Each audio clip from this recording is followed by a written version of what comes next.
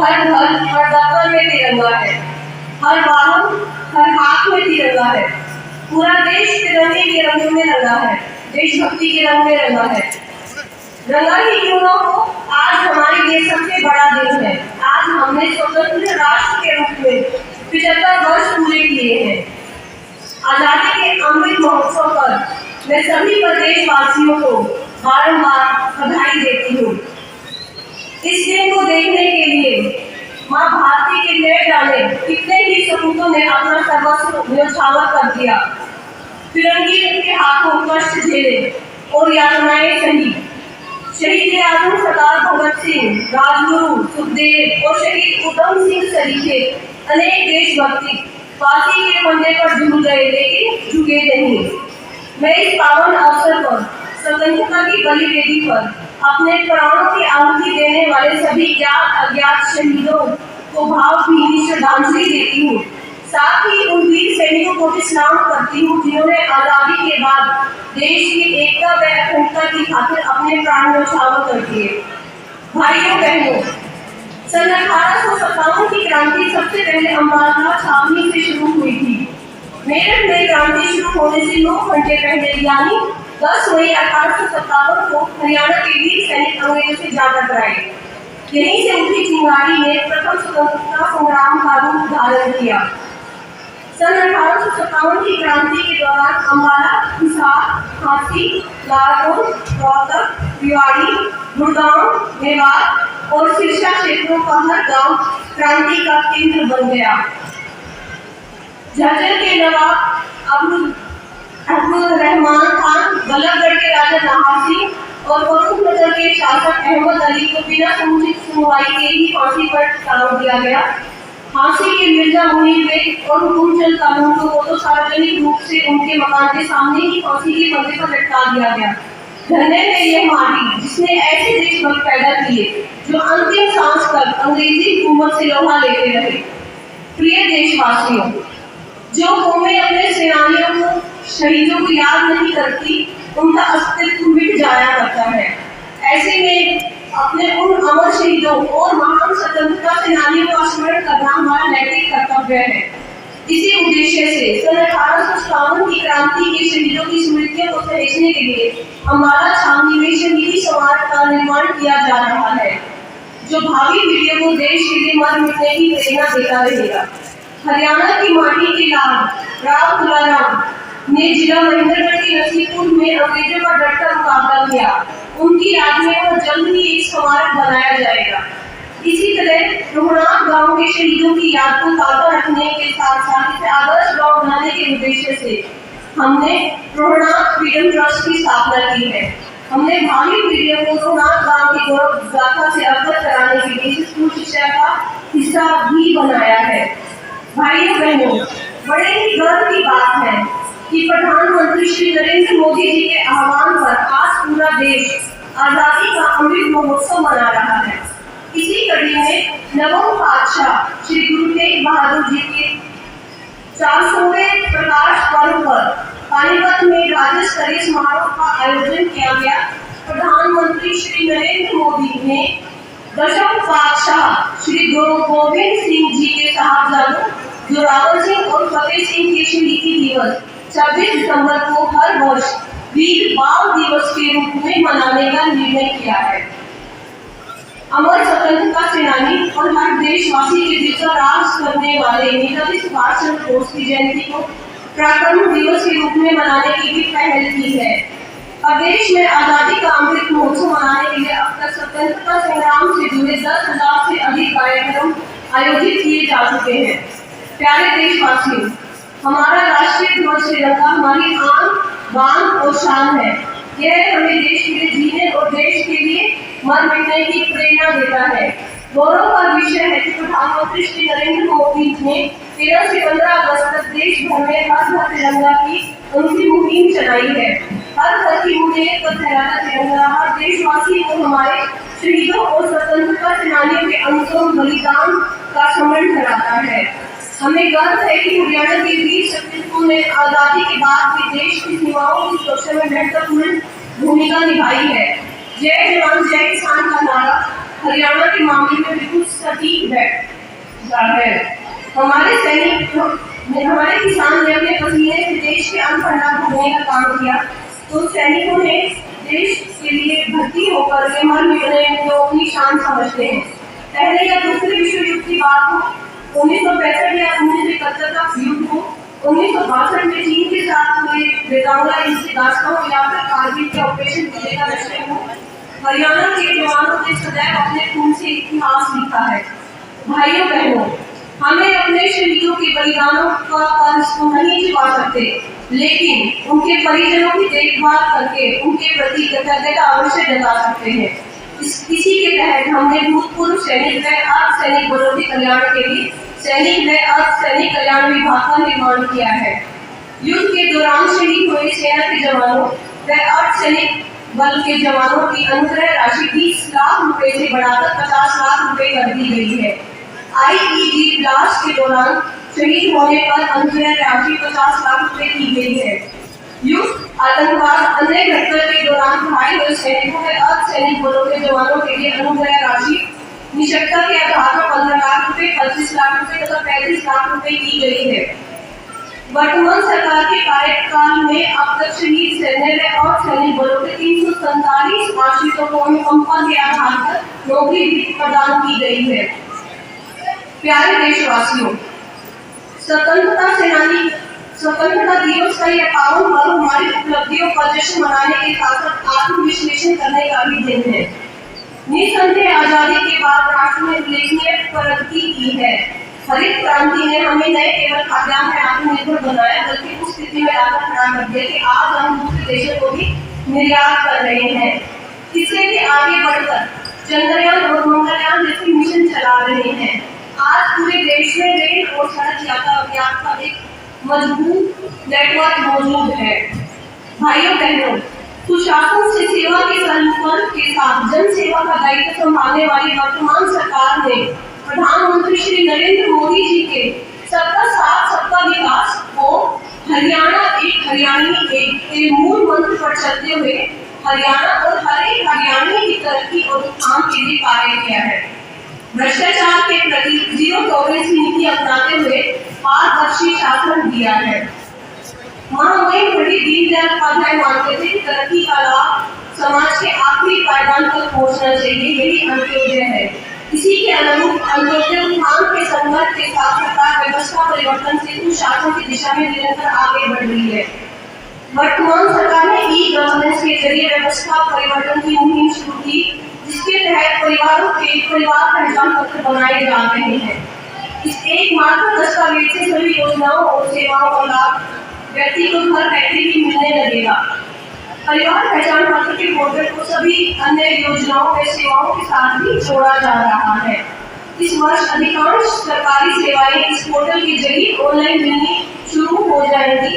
अब जन्म मृत्यु का डाटा भी ऑटो अपडेट होगा। युवाओं में शिक्षा, कौशल व बेरोजगारी का डाटा भी इस पोर्टल पर डाला गया है। पीले राशन कार्ड बनाने का काम भी परिवार पहचान पत्र के माध्यम से किया गया है। यदि कोई व्यक्ति वृद्धावस्था पेंशन के लिए निर्धारित आयु पूरी कर लेता है, तो अब उसे अपने पेंशन के लिए सरकारी दफ्तरों के चक्कर नहीं काटने पड़ेंगे। परिवार पहचान पत्र के माध्यम से उसकी सरकारी पेंशन अपने आप शुरू हो जाएगी।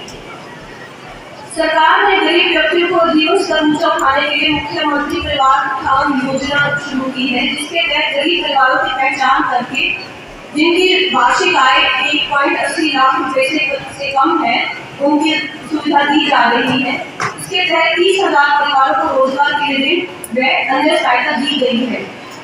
गरीब परिवारों को मुख्यमंत्री प्रवास समृद्धि योजना के तहत 6,000 रुपए वार्षिक सहायता दी जा रही है।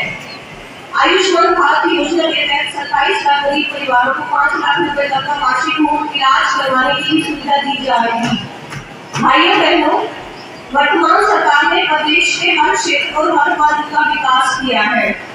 प्रदेश में 17 नए राष्ट्रीय राजमार्ग घोषित किए गए हैं। इनमें से 6 का कार्य पूरा हो चुका है। इन सभी राजमार्गों के बन जाने के बाद प्रदेश के हर जिले से कम एक राष्ट्रीय राजमार्ग गुजरेगा। सड़क की ढुलाई के लिए रेलवे की 2 बड़ी लाइनें भी हरियाणा से गुजरेंगी। वेस्टर्न डेडिकेटेड फ्रंट कॉरिडोर का 177 किलोमीटर और ईस्टर्न डेडिकेटेड फ्रंट कॉरिडोर का 72 किलोमीटर स्ट्रेच हरियाणा में पड़ेगा। KMP Ratauli Ghaziabad Palwal express way पर यातायात शुरू होने से दिल्ली में यातायात का दबाव कम हुआ है और हमारे हरियाणा की कनेक्टिविटी बेहतर हुई है। करखोदा के निकट लगभग 3300 एकड़ भूमि पर अत्याधुनिक औद्योगिक एवं वाणिज्य टाउनशिप तथा सोना में 1400 एकड़ में आईएमटी का विकास किया जा रहा है। लगभग 30,000 करोड़ रुपए की लागत से सराय आरेखा पानीपत के बीच रीजनल रैपिड ट्रांजिट सिस्टम की परियोजना भी शुरू की गई है। पलवल से सोनीपत वाया सोना मार्ग तक कोलाकुंडी तक की 6000 करोड़ की लागत से हरियाणा ऑर्बिटल रेल कॉरिडोर का भी कार्य शुरू हो चुका है। हिसार में प्रदेश का पहला इंटरनेशनल एयरपोर्ट बनाया जा रहा है। सोनीपत के बड़ी में 161 एकड़ भूमि पर रेल कोच रिपेयर फैक्ट्री भी लगाई जा रही है। मुंडा भालूगढ़ वाईएमसीए चौक फरीदाबाद बल्लभगढ़ सेक्टर 56 गुरुग्राम सिकंदरपुर और भगतपुर मुजेसर मेट्रो रेल सेवा शुरू हो चुकी है। इसके अलावा नरेला से कुंडली तक मेट्रो विस्तार को भी मंजूरी मिल चुकी है। बाड़सा में एम्स परिसर में राष्ट्रीय कैंसर संस्थान स्थापित किया गया है। जिला निवाड़ी में भी एम्स के निर्माण की प्रक्रिया चल रही है। अम्बाला शामली के सिविल हॉस्पिटल में भी टर्शरी केयर सेंटर की स्थापना की गई है।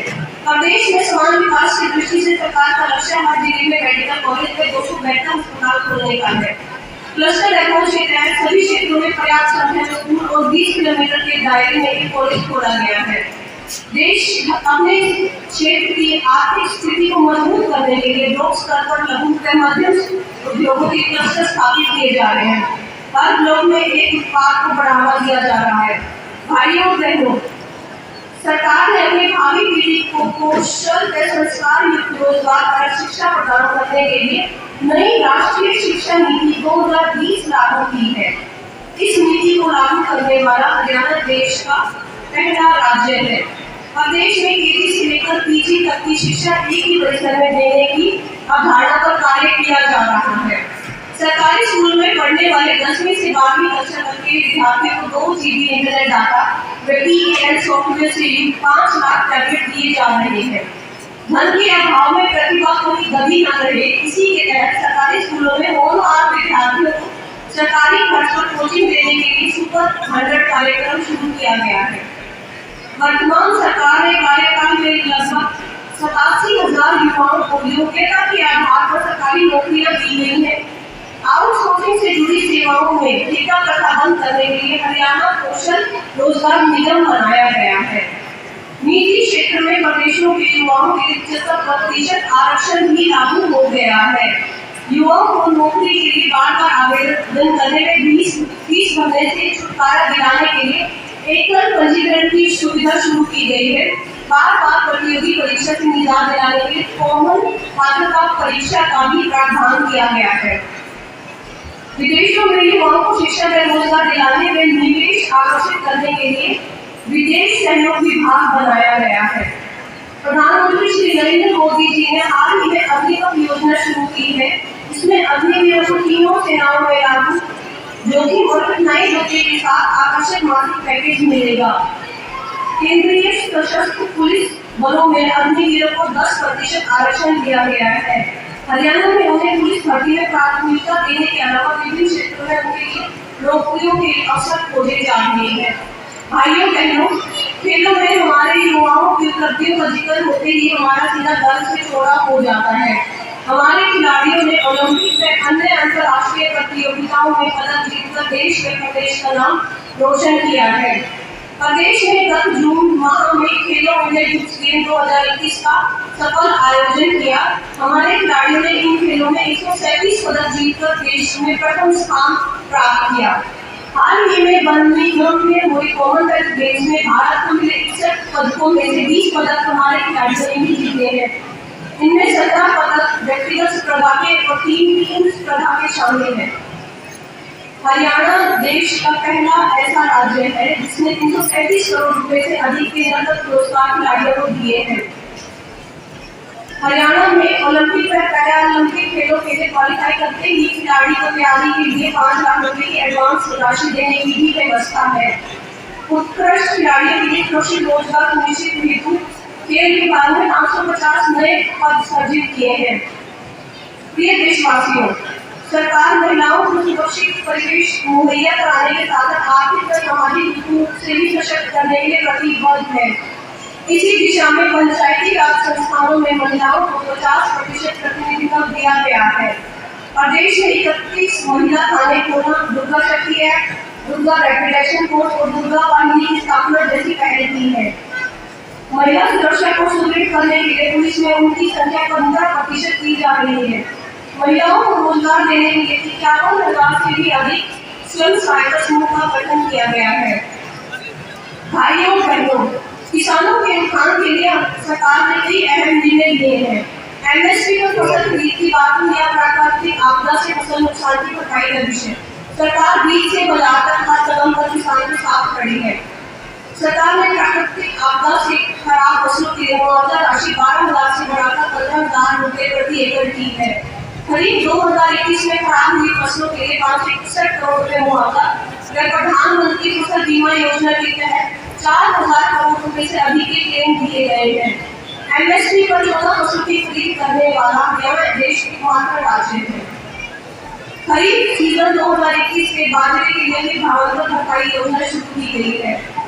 इस योजना के तहत 2.4 लाख किसानों को बाजरे की खरीद के लिए 600 रुपए प्रति क्विंटल की दर से 436 करोड़ रुपए की भावांतर राशि दी गई है।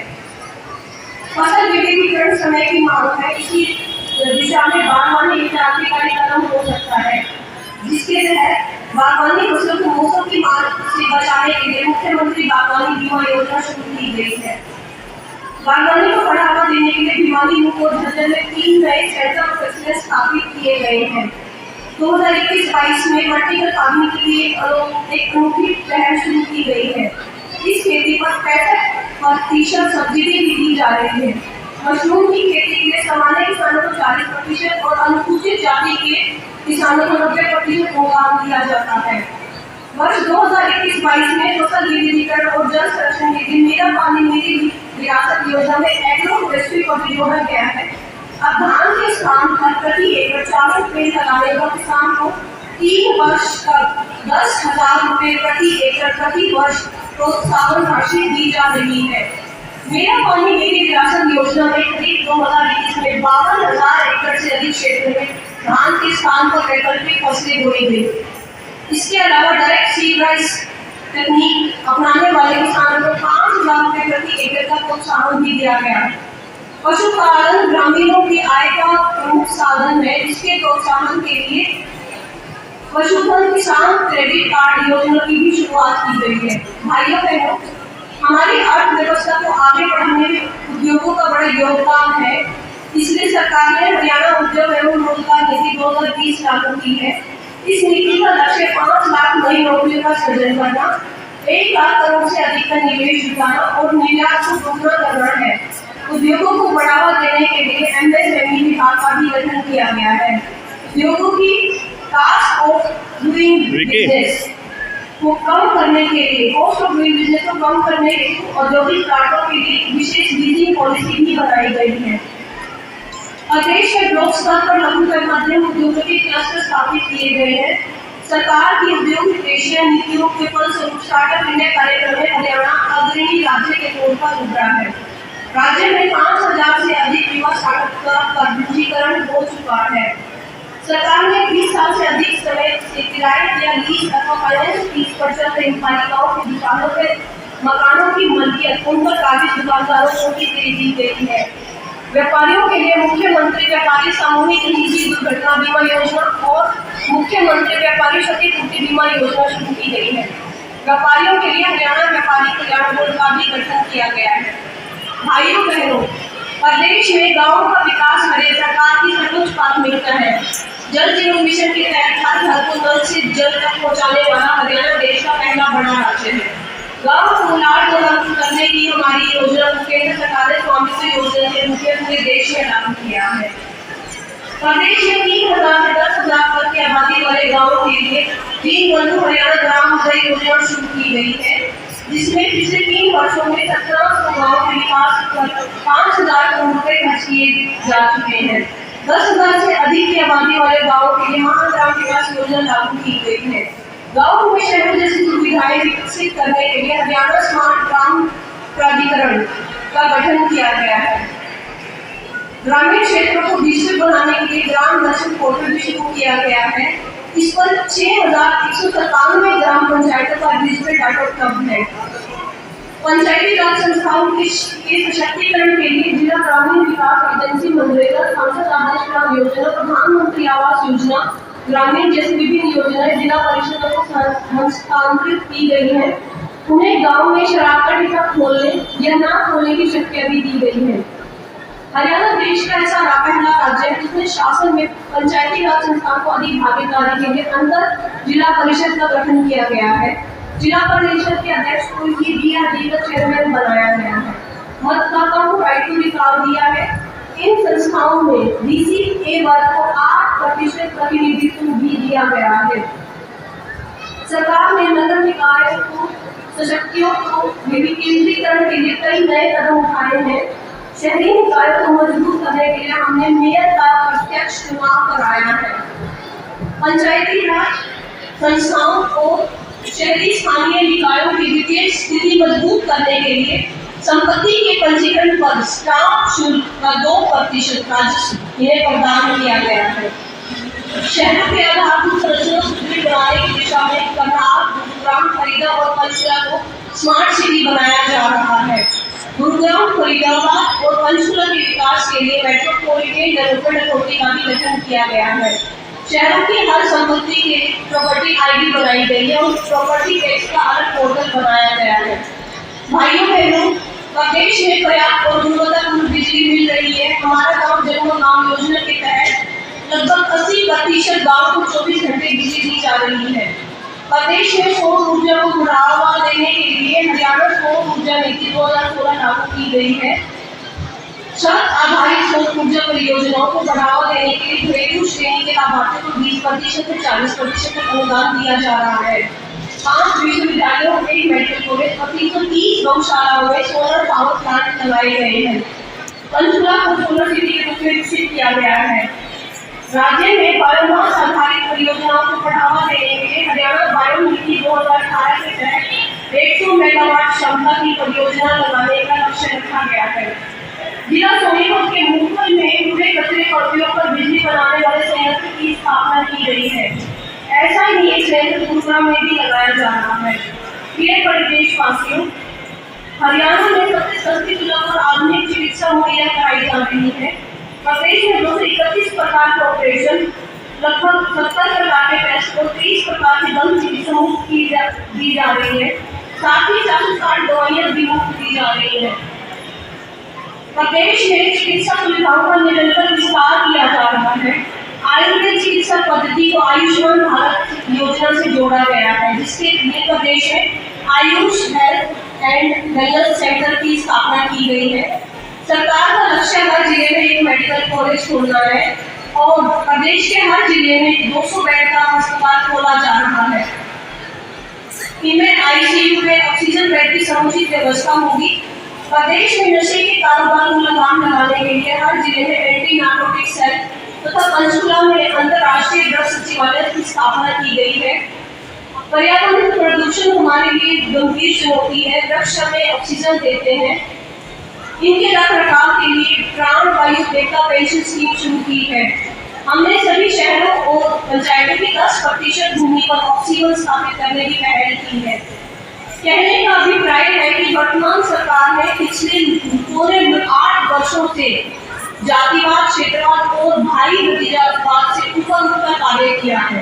आइए स्वतंत्रता दिवस की 75वीं वर्षगांठ के इस पावन अवसर पर हम अपनी महान सांस्कृतिक परंपराओं और उच्च नैतिक मूल्यों पर चलते हुए देश और प्रदेश को स्वच्छ, स्वस्थ और खुशहाल बनाने के लिए एकजुट होकर काम करने का संकल्प लें। जय हिंद, जय हरियाणा। स्वतंत्रता सेनानी निवासी छोटा भाई श्री मनोज बिहारी निवासी गाँव श्रीमती सुरेश बालाजी